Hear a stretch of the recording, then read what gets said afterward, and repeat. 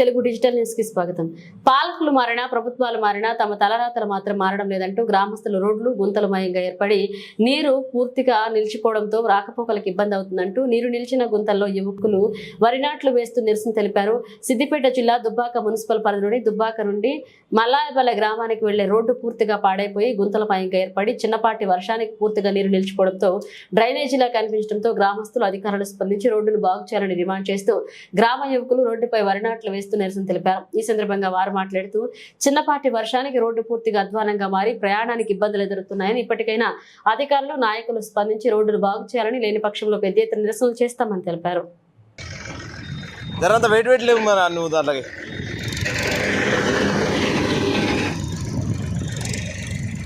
అక్కయ్య ఓకే నయం అయిపోయింది. ఇక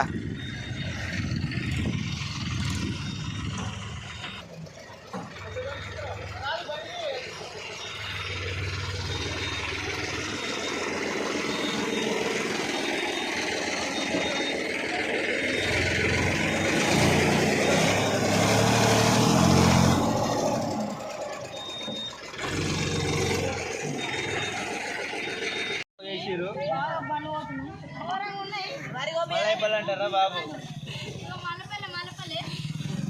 మలైపల్లె పరిస్థితి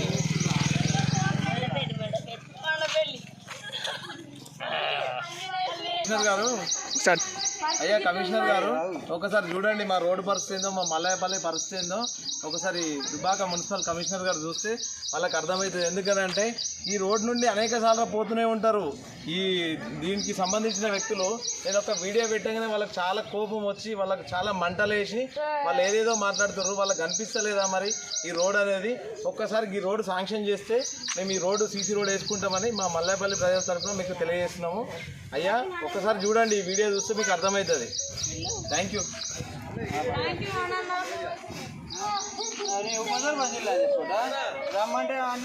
పోతూనే ఉంటారు.